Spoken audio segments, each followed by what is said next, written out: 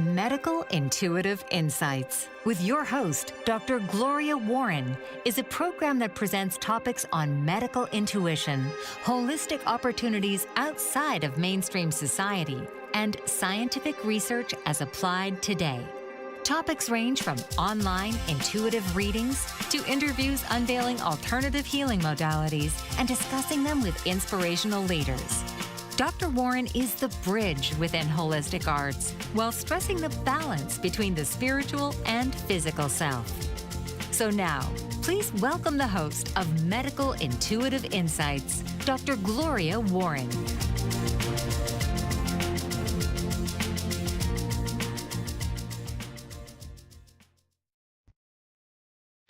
Why does chronic pancreatitis even develop? What happens when the pancreas stops functioning properly? Can balance be restored after years of inflammation?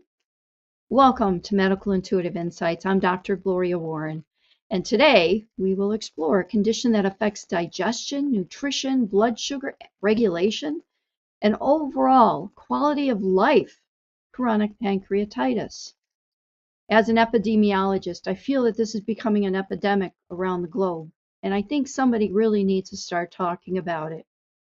The pancreas is one of the most underappreciated organs in the human body. Most people never think about it until something goes wrong. Yet every day it produces digestive enzymes that allow us to absorb nutrients and hormones that help regulate blood sugar. When chronic inflammation develops, the pancreas becomes damaged over time, and this damage may lead to severe abdominal pain, digestive difficulties, weight loss, nutritional deficiencies, diabetes, and significantly reduced quality of life. I've actually seen somebody with my own eyes have a problem with muscle wasting. Sad.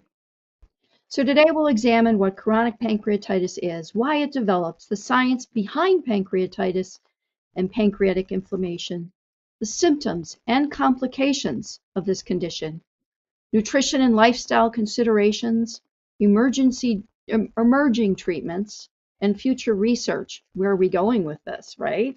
So practical ways patients can work toward restoring balance. Let's begin with understanding this remarkable organ. So the science of the pancreas. First of all, what is the pancreas, right? The pancreas, it's a gland located just behind the stomach, just behind the lower part of the stomach.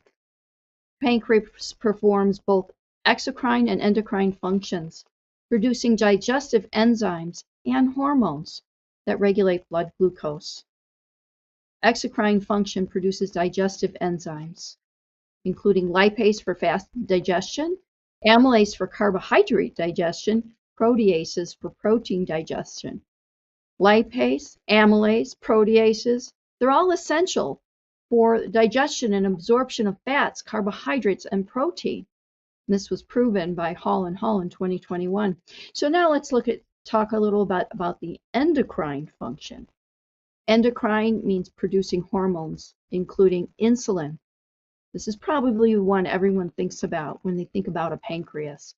Insulin helps move glucose, the sugar, from the bloodstream into cells, where it can be used for energy or stored for future use. Another one it produces is glucagon. This raises blood sugar levels by signaling the liver to reduce stored glucose when the body needs more energy. Glucagon raises blood sugar levels by signaling this liver, and it's necessary, especially when under stress. How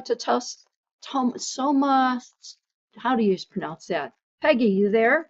It's a somatostatin, yes. Thank you.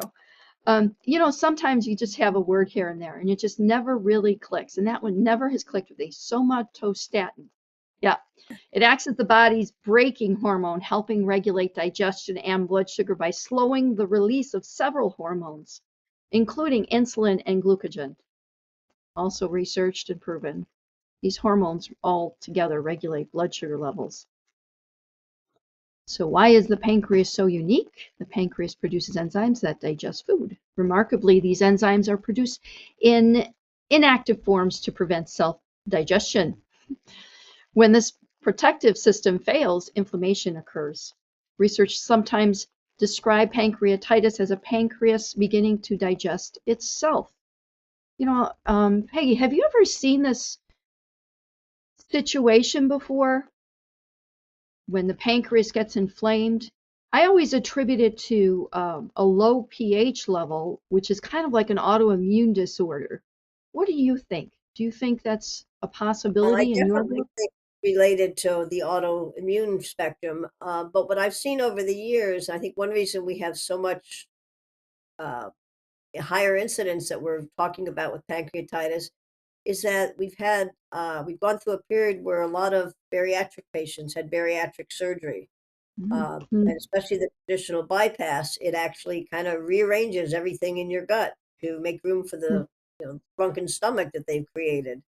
So your pancreas is not a real big thing and, easy to overlook or get pushed aside, because it's kind of attached behind the stomach. But they move the stomach, then you got a floating pancreatitis, it's on its own there a little bit.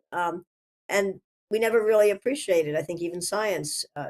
Years ago, in my early nursing practices, usually cystic fibrosis children had pancreatic deficiencies related to their genetic issues that they were dealing with.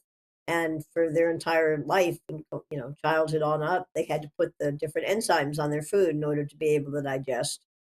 And with the bariatric surgery and rearranges your hormonal system, the signals that used to be there for the pancreas to react, uh, it's kind of like, where'd you go? And so uh, that's a simplified way of why we're dealing with it so much. We always associated problems with the pancreas related to either oncology or alcoholism, as you'll get into later.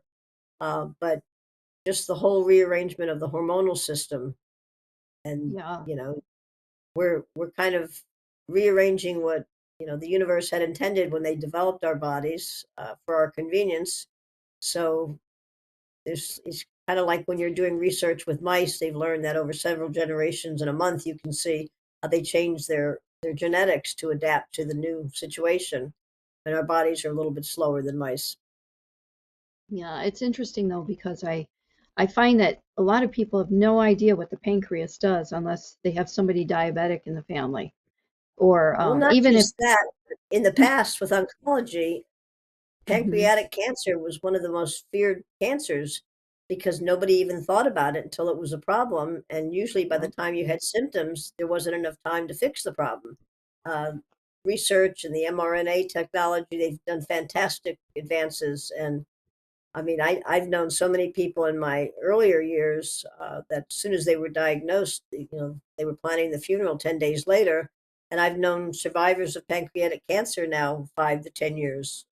So, you know, yay. research does We've need come our a money. long way. We do need the scientists and the research. Hmm. Yeah, it's an Yeah, important that's part where I come people in, need. right? Mhm. Um, it just amazes me though because people don't realize you cannot just have your pancreas removed. It just doesn't work that way.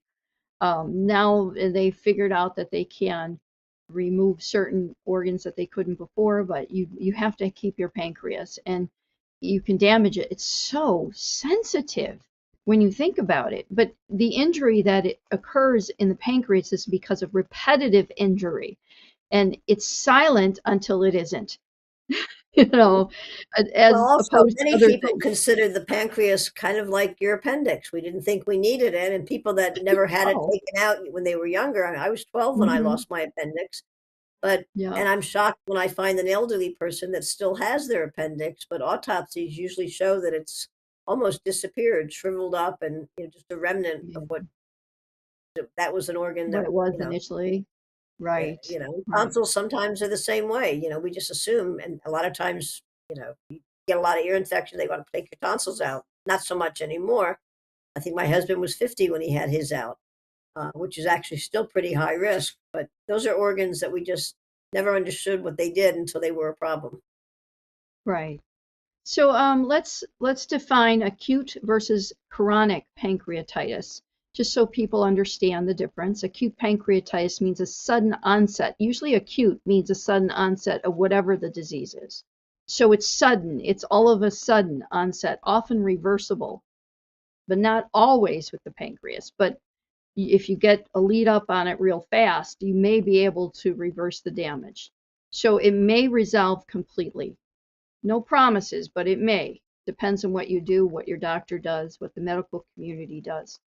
Chronic pancreatitis is it's long-term inflammation, basically. Here we go with inflammation again.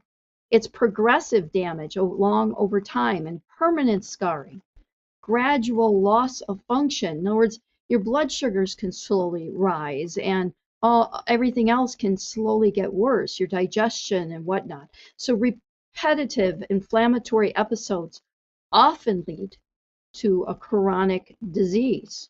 And chronic pancreatitis is characterized by progressive inflammatory damage, leading to fibrosis and irreversible loss of pancreatic function. And that was defined by Whitcomb in 2020, as well as Baer and his colleagues in 2020. So this long-term fibrosis, it's like scar tissue almost. So more scar tissue, that means more of your pancreas that cannot function because it's in the way. The scar tissue's in the way. So it's that much less of your pancreatic cells that are producing insulin and glucagon. So extended stuff here that you may want to consider is the pancreas contains specialized cells called acinar cells. These cells manufacture digestive enzymes as well. So it helps with your digestion. Over time, repeated injury causes fibrosis, tissue destruction, duct obstruction. The duct is usually something, if you get a cyst in the duct of your pancreas, usually eventually you'll end up getting cancer. This is not always, but it is one of those things that they've noticed a trend over time. So it also reduces enzyme production. Got to keep reminding you, everybody, of that. Think of it like repetitive forest fires gradually transforming a healthy forest into a scarred land. So repeated inflammatory injury may eventually result in permanent scarring and destruction of the pancreatic tissue. So have you known any patients to have pancreatitis? If so, was it chronic or was it acute? What's been your experience?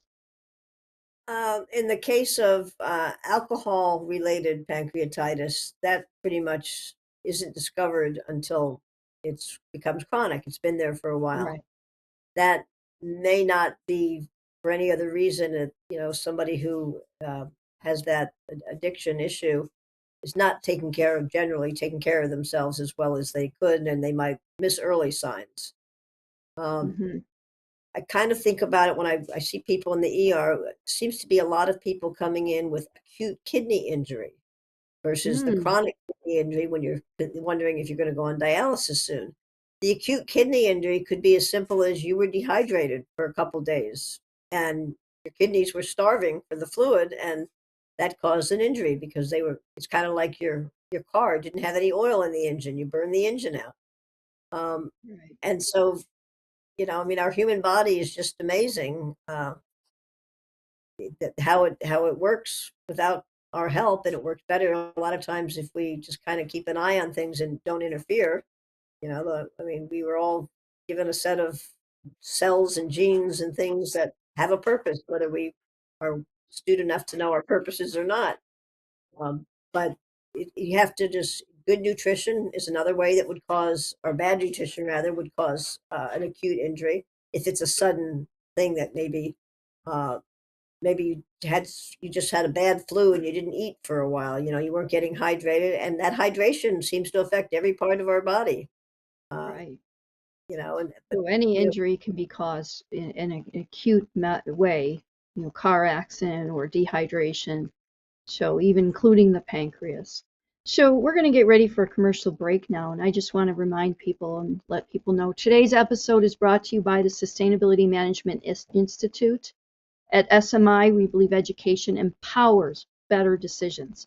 Explore our professional certifications, sustainability programs, and continuing education opportunities designed to help individuals and organizations create healthier communities and a more sustainable future. For more information, visit our website and join us in advancing sustainability through a nonpartisan approach. Stay right there. We'll be right back. Mike Zorek, a three-time California state champion in Greco-Roman wrestling at 114 pounds. Mike, blind since birth, was born in Hartford, Connecticut. He was a six-time national placer, including 2 seconds, 2/3, and 2/4. He also won the Veterans Folk-Style Wrestling twice at 152 pounds. In all these tournaments, he was the only blind competitor. Nancy Zorek, a creative spirit whose talents have taken her to the stage and into galleries and exhibitions in several states. Her father, a commercial artist who shared his instruments with his daughter and helped her fine-tune her natural abilities, influenced her decision to follow in his footsteps. Ms. Zorek has enjoyed a fruitful career doing what she loves. Listen Saturday mornings at 12 Eastern for the Nancy and Mike Show for heartwarming stories and interesting talk. Are you struggling to care for elderly parents or a spouse? Do you wonder if being a caregiver is making you sick? Are you worried about taking time off work to care for elderly parents and balance work, life, and caregiving? Has caregiving become exhausting and emotionally draining? Are you an aging adult who wants to remain independent, but you're not sure how? I'm Pamela D. Wilson. Join me for the Caring Generation radio show for caregivers and aging adults, Wednesday evenings, 6 Pacific, 7 Mountain, 8 Central, and 9 Eastern, where I answer these questions and share tips for managing stress, family relationships, health, well-being, and more. Podcasts and transcripts of the Caring Generation are on my website, PamelaDWilson.com, plus my caregiving library, online caregiver support programs, and programs for corporations interested in supporting working caregivers. Help, hope, and support for caregivers is here on the Caring Generation and PamelaDWilson.com. Welcome back. Our topic today, decoding chronic pancreatitis, the science, chaos, and restoring balance. We've discussed the science now and the difference between acute and chronic and what it is to have pancreatitis. And now let's look at some of the chaos and causes. So the causes of chronic pancreatitis. One of the main causes is alcohol consumption and remains one of the leading risk factors for chronic pancreatitis worldwide. And that's shown in all the data that's out there. So historically, one of the most common causes, basically. Not everyone who consumes alcohol, though, develops pancreatitis. Genetics and individual susceptibility play significant roles. Another thing, and something Peggy and I were just discussing, was smoking. Independently, it increases the risk of chronic pancreatitis and may accelerate disease progression. So a lot of people, let's say they're alcoholics and they're smokers, and then they stop drinking because they have chronic pancreatitis, but they don't stop smoking. Well, that increases the progression. So many factors are involved. So genetic factors are part of the equation here. Genetic mutations involving the PRSS1, SPINK1, and CFTR genes have been associated with hereditary and idiopathic pancreatitis, as proven by Whitcomb in 2020 and Cleef and his colleagues in 2017. So these genes illustrate a fascinating biological principle.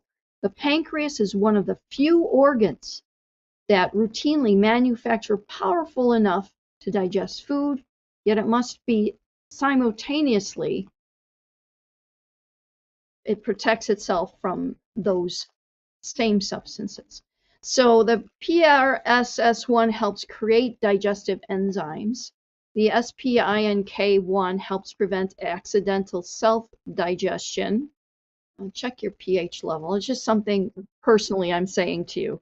The CFTR helps keep the entire system flowing smoothly. It coordinates all the efforts. So when one, or especially several of these systems fail, the balance is offset and self-protection can be lost, contributing to pancreatic chaos. It's hard to get people out of that situation. These genes influence enzyme regulation. Autoimmune pancreatitis occurs when immune-mediated inflammation targets pancreatic tissue. And this was actually found out in 2018 by Shimosegawa and his colleagues. Obstruction, another reason why it can happen. Blockages may include gallstones, tumors, narrow ducts. Now, gallstones are in the gallbladder, right? I knew somebody with chronic pancreatitis, and she had a slug in her gallbladder, but they would not operate on her only because she had public aid insurance. It was very strange. They're like, no, that's not why she's here. We can only treat her for why she is here. So if you don't like what your physician or medical system is telling you, go to a different system. You may get a different answer there. And you can always see an attorney in a medical situation if you're not getting the care you find you need. So blockages also. Yeah, I'd like to interject here too. It's Sure. To clarify. Unfortunately, with all of the insurance changes in our country, and one or two companies owning all of the health plans, whether you have state subsidized insurance or your own private pay, uh, your access to doctors in many states is not there anymore. Doctors just don't want to do it anymore. No matter how good, even the best doctors, they just give up in frustration. Uh, and it, but the idea, of course, there's certain cancer hospitals, for instance, that pride, and same thing with transplant centers. They really take pride in their success numbers, statistics. And I've seen many cases in the same city. Unfortunately, I'm in a big city with lots of choices for people. Um, that you might get turned down by what you thought was the best, and because you're a challenging case and they're at a higher risk of not keeping their stats up. They want to be A+ all the time. But just 20 minutes down the road is another university hospital that prides himself in taking the rejects from the first hospital. And they have excellent stats. So, they literally are saving lives. Where the other hospital sometimes says, sorry, you're too far gone. You came to us too late, or whatever excuses they give them. And it's very frustrating, but you should never just take one. If you have a serious problem that you've been diagnosed, you should always get second and sometimes third opinions. Yeah, Um, it's a mixed bag out there. So you need to take but that chance, be self-sustainable. there are programs, even for people with chronic immunology problems, or you know, not problems, but diseases and things like that. There are usually research or patient support agencies that maybe MS comes to mind right off the top, but well, they all do. And MS is an autoimmune concern. They offer patient copays for the really expensive treatments. Uh, Hmm. some of our country has been blessed with a lot of really great cancer centers, and seems like a lot of those that are in Texas and Illinois and some of the others, they now have bought out some of the local hospitals on the East Coast. And with COVID, we learned you didn't have to travel to Texas from New York or Philadelphia to get a second opinion. Everything was done digitally. And then the local hospitals are willing to give you the treatments that the place in Texas wanted to use. Uh, so you do have lots of options. And, you when you're not feeling well, you don't have the energy to fight and advocate for yourself. You don't need a medical family member to advocate for you, but you just need somebody to be alongside that can speak up when you're just feeling so bad. Don't think that you can, fight the battle. And I've seen, uh, you know, elderly people get new heart valves now. It's amazing what they're doing with a lot less risk, because the procedures are a lot more precise. So there's less Hmm. damage around the damaged organs. And we also have Right. medications that will, like in the pancreas, all the enzymes that you can add to your food every day, and that kind of externally gives you the mechanism you need to digest that food. Yeah. And just remember, though, that the insurance companies can say what they allow and don't allow as well. So, like But we you said always before, appeal. The insurance companies, I right. said that in one of my shows, Hmm. they- most people not to appeal. And Right. that's what they gamble on. I mean, insurance companies in general, it's a gambling organization. Uh, certain states now don't get fire insurance because they have too many forest fires. The insurance companies have said, we're done here. We can't win the gamble. But you can always appeal. Sometimes you have to appeal on 2 or 3 different levels, or Hmm. get a doctor that's willing to write the appeal, because obviously they're not going to just take your word for it. But you should never just take the original no as the final answer. Right. Absolutely. So let's talk now about chronic pancreatitis, whether it be autoimmune um, driven or perhaps something else. So the symptoms, chronic pain obviously is the first thing, and we're not talking little pain. We're talking this is really bad pain that people get. Patients commonly experience chronic abdominal pain that may radiate to the back and significantly reduce the quality of life. And this is something that I'm trying to convey to people. When somebody has chronic pancreatitis, they may not be able to function like a normal person because of the pain that just pops up and maybe gets better from time to time, but it's quite tragic to their lifestyle. So you can have pain in the upper abdomen. It can be persistent. It can radiate to the back, and many patients describe it as debilitating. If digestive problems, patients experience bloating, nausea, diarrhea, or malabsorption, which can lead to deficiencies in fat-soluble vitamins A, D, E, and K. So steatorrhea often develops when pancreatic enzyme secretion falls below approximately 10% of the normal capacity. This is like, get me to a hospital now. Well, It's one not. thing I'd like to talk about, first of all, in the Mhm. medical field, and this goes back decades, since before I was in healthcare, and pain has been considered the 5th vital sign. And, you know, there were certain stages of the year where maybe it was ignored because they were worried about the opioid crisis and things like that. But it's still, it's not a sign of mental illness. It's a sign that your body's telling you something is wrong. And, you know, practitioners are better at listening to people, their patients, when you talk about pain.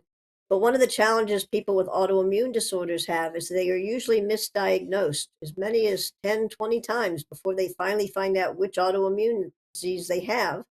And Yeah. very often, in fact, I think almost never do you have just one autoimmune disorder. So you then now have a chronic history in your medical file of a complainer.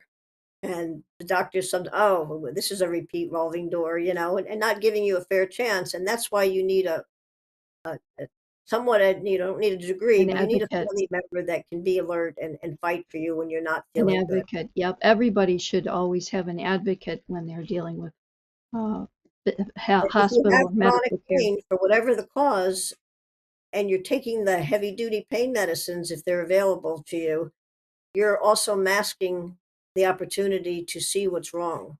So never Yeah. just choose pain medicine as the result. Pain is a symptom. You need to know what's causing pain. You just don't have pain for no reason at all.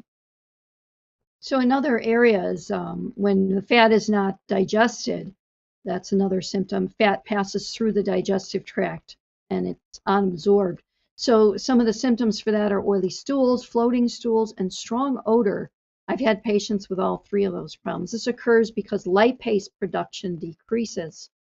So weight loss, another area, may occur despite adequate caloric intake because nutrients are not properly absorbed.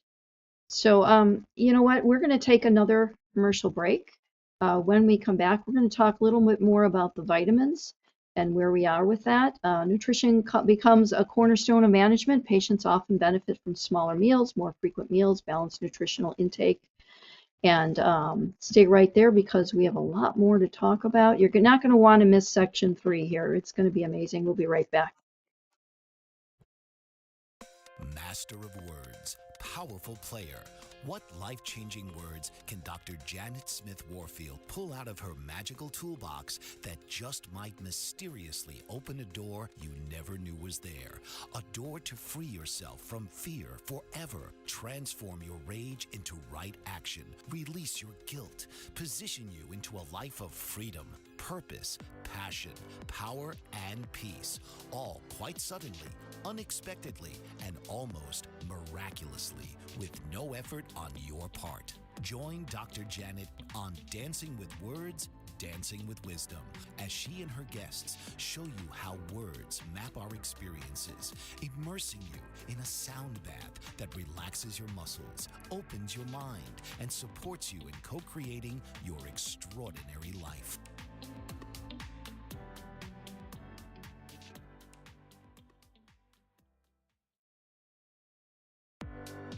Author, radio show host, and coach John M. Hawkins reveals strategies to help gain perspective, build confidence, find clarity, achieve goals. John M. Hawkins' new book, Coached to Greatness, Unlock Your Full Potential with Limitless Growth, published by iUniverse. Hawkins reveals strategies to help readers accomplish more. He believes the book can coach them to greatness. Hawkins says that the best athletes get to the top of their sport with the help of coaches, mentors, and others. He shares guidance that helps readers reflect on what motivates them, rediscover and assess their core values, philosophies, and competencies, find settings that allow them to be the most productive, and track their progress towards accomplishing goals.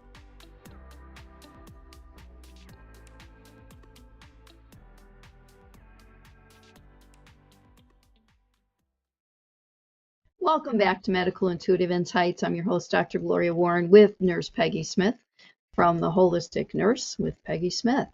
Let's continue on, and I want to finish up some of this from the previous section. So the body does depend on fats for cell membranes, hormone production, and brain function. You have to have fats for those things. You have to have fat for your brain. Your brain is mostly fat. It's more than 70% fat. And if you don't have the fat getting in your blood and being processed, your brain cannot function correctly. So keep it in mind. So when fat absorption declines, deficiencies will decline with vitamin A, vitamin D, E, and K. That means clotting can be screwed up and a lot of other things, your vision, bone health, immunity. So a lot of things, diabetic risks. So chronic pancreatitis may damage insulin-producing cells. This creates a unique form of diabetes called pancreatogenic diabetes, type 3 diabetes. We have type 1, type 2, and type 3, pancreatogenic. Many people have never heard of it. Type 3 diabetes differs from 1 and 2 because both digestive and hormone producing functions may be impaired simultaneously. So nutritional strategies becomes the cornerstone: smaller meals, more frequent meals, balanced nutritional intake. Pancreatic enzyme replacement therapy. This is what really gripes me. I know people who have chronic pancreatitis, but yet they're not giving them an enzyme replacement therapy. Those are the type of people that definitely need some type of advocate with them. But they improve digestion. Enzyme replacements are much cheaper than new drugs that haven't been developed yet. Right. They increase the nutritional absorption in patients with pancreatitis. Like somebody that has milk intolerance, and you take the lactate, the sprinkle on your food so you can tolerate dairy products. It's the same principle. Right. So these enzyme supplements may assist digestion, and benefits include improved nutritional absorption, reduced symptoms, as well as better quality of life. Patients with chronic pancreatitis often benefit from all of these, including eating frequent meals and individualized nutritional management. Hydration, once again, Peggy's biggest topic. It's inflammation, or it's hydration. Hydration, digestion, it helps support digestion, circulation, overall metabolic function. Another thing is managing fat intake. Not all fats are harmful. The goal is often strategic fat management rather than complete elimination. Vitamin supplementation, frequently required because deficiencies are common with any pancreatitis. And that's back to A, D, E, and K. Monitoring is important because deficiencies are common in that situation. And then regular physical activity may also increase and improve insulin sensitivity and overall metabolic health. It'll also help support mental health and enhance circulation. So many things that can be done. We are going to talk more about, now we're going to move on to the entire body, including mental health. Chronic pain, of course, it doesn't just involve where you're getting the pain, it involves your mind. It's associated with increased risk of anxiety, depression, sleep disturbance, and reduced quality of life. I've seen this happen many times with people with chronic pancreatitis, and it's really sad, especially if they're not being given any form of treatment. So living with chronic pain affects mood, sleep, relationships, employment, and cause depression, for crying out loud. It's inflammation beyond the pancreas. It influences immune function, metabolic health, as well as cardiovascular health.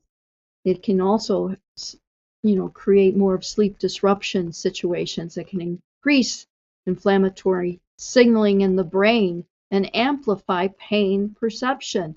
I had this in one of my previous shows as well.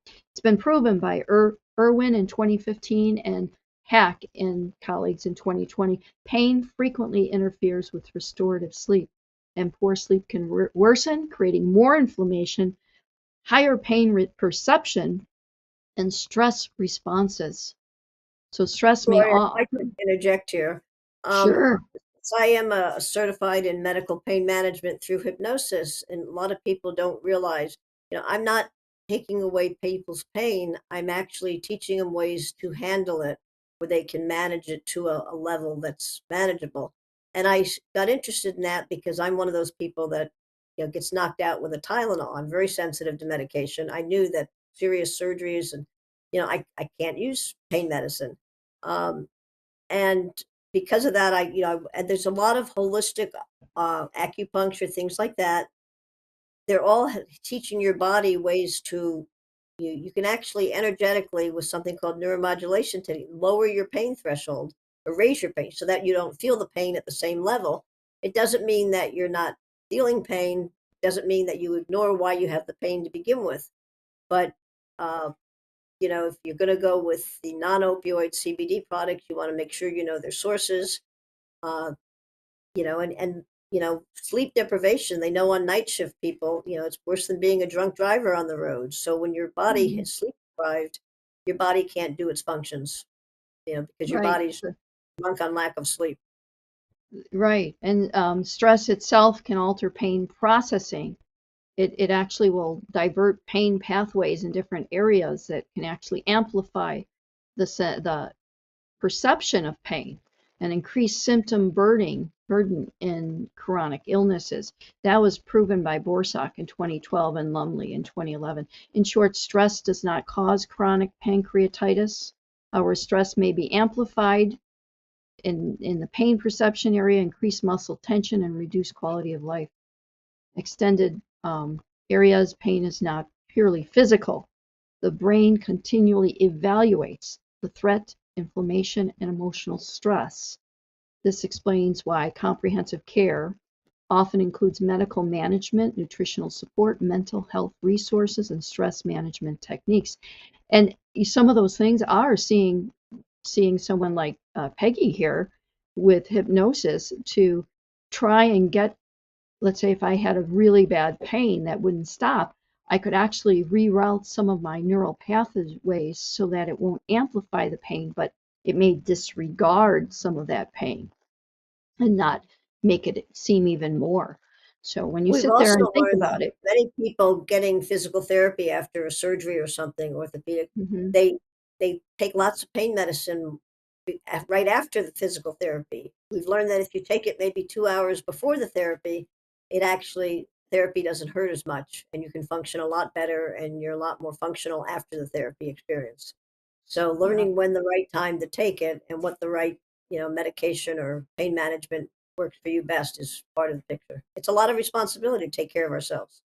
yeah, it sure is. And I always like therapy because if you take the patient out of their home, it gives them something else to think about and distracts them away a little from the pain. So I'm a big believer in taking them out of their home. I mean, if all else Well, fails in the home, but although home care therapy is important if it's offered, they might think, oh, it's not as good as going to the center. But the therapist needs to see the real living situation you have. If you've got 30 That's true. steps to go up, he's got to show you how to do it safely. Yeah, Uh, there are benefits with that as well. yeah, You're right. so So let's, communication is key. yep, communication always important. Let's look at some of the future research and hope that's out there. So researchers are investigating regenerative medicine approaches that may one day restore damaged pancreatic tissue. I think this is so important. Scheisser and colleagues in 2021, they started on this push for regenerative pancreatic tissue research, and they are getting somewhere with it.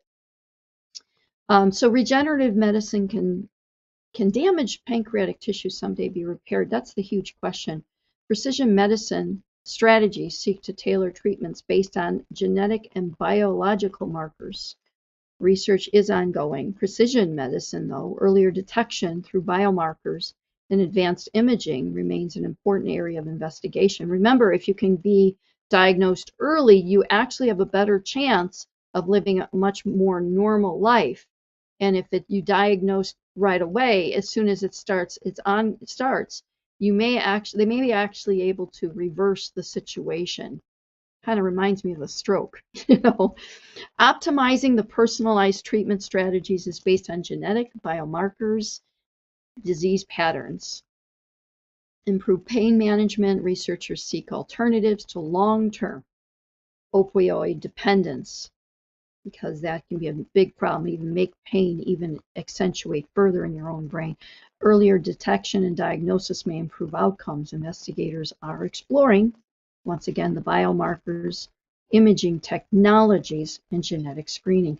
I know imaging technologies, I know a lot of times if you go into the hospital and you have, you present with something like pancreatic inflammation or whatever, one of the first go-tos is an ultrasound, and it's been very successful in seeing in there to see the inflammation around the pancreas when it's there. I think it's wonderful. They also do CAT scans, which actually can delineate further into the organ itself. What do you think? Do you think that's sufficient? I don't think it's sufficient, and I think it's important to know what your family background is if you have access to that. Because if you know that your family, especially something like colon cancer, you're predisposed to that. And I know many families have lost 4 or 5 members in the same generation, with something like that. Mm. Uh, it's Don't wait until the doctors. I've always said doctors sometimes are like car mechanics. Replace the carburetor, that doesn't work, we'll try another part. You need to know what's in your family if it's available. You need to just assume that the doctor has his hand tied. He can't order that CAT scan unless he had the ultrasound first to say that something might be wrong. Most Right. insurance companies cover a mammogram free for women. I learned the hard way that if you actually have a problem and you need the advanced testing, you hope you have insurance or some kind of alternate way of paying, because insurance companies, it's not free when you get those subsequent tests. So it's Mm. important to understand what your benefits are when you have benefits, and know what you can do when you don't have access to that. Because like Cancer Society has options for people that don't have insurance. Um, if your doctor moved 4 hours away and you have no way to get somewhere, you have options. They even have telehealth for veterinarians now. I just saw that online this week. Wow. Um, Awesome. yeah, I didn't think uh, of that one. so this, but it's not the doctor's responsibility ultimately. It's yours. Don't be embarrassed. That's where mental health comes in. Don't be embarrassed thinking that he's going to think you're a chronic complainer. You're fighting for yourself, and you're important. And understand that when you've gone through so many, oh, we were wrong, it wasn't this, let's try this, or people just aren't listening to you, then your mental health deteriorates. So you need to have maybe therapy or support to help you increase your self-esteem, to believe that you're worth pursuing what you need for your physical body.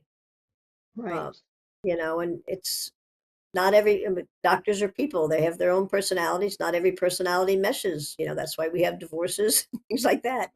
It's okay to fire your doctor or fire your lawyer. And Gloria, I'll let you get ready Okay, to so close. today's episode is also supported by Medical Intuitive Insights Educational Programming. Our mission is simple: to bridge science, health, education, and practical wellness strategies that empower individuals to make informed decisions. So thank you for being a part of our growing community. Stay right there. You won't want to miss the last section. We're going to give you things that you have never heard of before. We'll be right back. Are you struggling to care for elderly parents or a spouse? Do you wonder if being a caregiver is making you sick? Are you worried about taking time off work to care for elderly parents and balance work, life, and caregiving? Has caregiving become exhausting and emotionally draining? Are you an aging adult who wants to remain independent, but you're not sure how? I'm Pamela D. Wilson. Join me for the Caring Generation radio show for caregivers and aging adults, Wednesday evenings, 6 Pacific, 7 Mountain, 8 Central, and 9 Eastern, where I answer these questions and share tips for managing stress, family relationships, health, well-being, and more.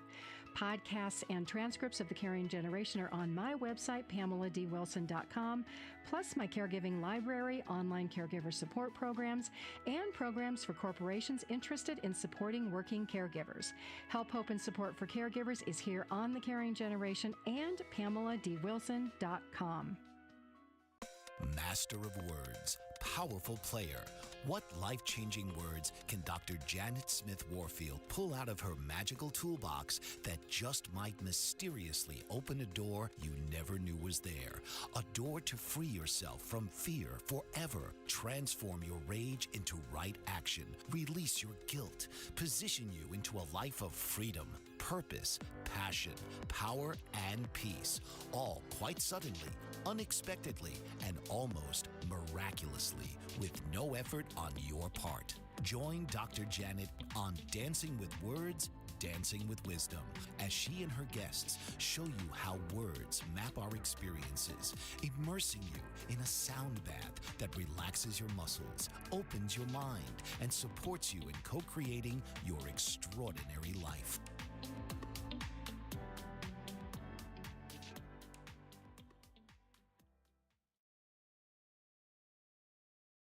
Welcome back to today's program. You know, our topic today is decoding chronic pancreatitis, the science, chaos, and restoring balance. We're going to talk a little about restoring balance. So what are the goals? We want to, take down the inflammation, prevent further pancreatic damage, improve quality of life. So there are some things that can be done, but nothing is 100%. So we do have pancreatic enzyme replacement therapy. It's called PERT, and that's common examples are enzymes of prion, Zempep, pancrease. Enzymes are natural proteins that help the body break down food, absorb nutrients, and carry out essential chemical reactions needed for life. So they can replace medications and replace digestive enzymes that damage the pancreas. So it can, especially if the pancreas can no longer produce adequate nutritional absorption and reducing malnutrition. It's just back and forth. They don't know what exactly, but they have found things that have helped. Can they reverse pancreatitis? No, but they can significantly improve symptoms, nutritional status, and maybe even the quality of life. So autoimmune pancreatitis treatments, this is something else, prednisone. How it works, prednisone suppresses the immune attack against the pancreatic cells and tissue. It leads to a dramatic improvement, but I would not be on that personally for a long period of time. But when you get an attack, it may be something to ask the doctor about. Can it reverse the disease and autoimmune pancreatitis? Early treatment may result in substantial recovery of pancreatic function and sometimes near complete remission. Now, in the case of immunomodulating agents, sometimes they can use azathioprim, mycophenolate, methotrexate, I think it is. How they reduce ongoing immune-mediated injury to the pancreatic tissue. So they have found something to reverse some of the injury to the pancreatic tissue. Another way is antioxidant therapy, vitamin C, E, selenium. They help with the oxidative stress that appears to contribute to pancreatic injury to helpfully hinder the further pancreatic injury. It also can reduce free radical damage to improve some of the pain in the patients. So the evidence results have been mixed, but some studies have shown symptom improvement, and that's very important. Now the PERT is, I think, where it's at. Lipase.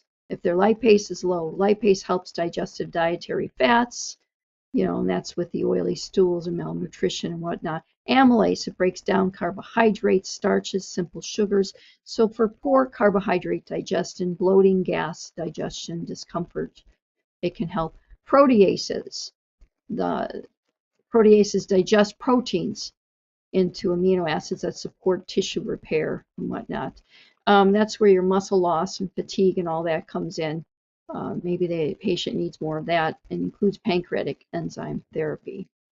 So I thank you so much today for being on the show, Peggy, Nurse Peggy. You've been absolutely wonderful. Always a pleasure. How can people get a hold of you? Well, my podcast, The Holistic Nurse with Peggy Smith, airs YouTube and other sites 1 p.m. on Saturdays Eastern Standard Time. And I do answer comments on YouTube and the other sites if you have any questions you need to reach for something more specifically. But basically the message is, only you know your body best, and you know how to fight for yourself. And, it's a little harder for some people, but it's worth the struggle. It's worth fighting. Everybody's worth it. So I thank you so much. And, to our viewers today, we did explore the science of pancreatic function, the causes of chronic pancreatitis, why chronic inflammation creates systemic chaos, the nutritional and metabolic consequences, especially when it comes to pancreatic situations, strategies for restoring balance, future directions in research. Although chronic pancreatitis can be life-altering, advances in medicine, nutrition, and patient-centered care continue to improve outcomes. Knowledge is empowering. Understanding the disease is often the first step towards better management, higher quality of life. So thank you for joining me and joining Peggy as well. For this episode of Medical Intuitive Insights, I'm Dr. Gloria Warren. Until next time, take care of yourself. Continue asking questions. And remember that informed choices are among the most powerful tools we possess for protecting our health. So there, for the grace of God, go I, and I'll see you next time. Bye.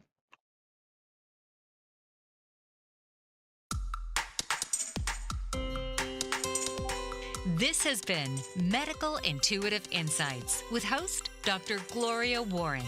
Tune in each week as Gloria shares over 40 years of experience and yearns to provide knowledge derived from intuition and research. Wednesdays, 2 p.m. Eastern.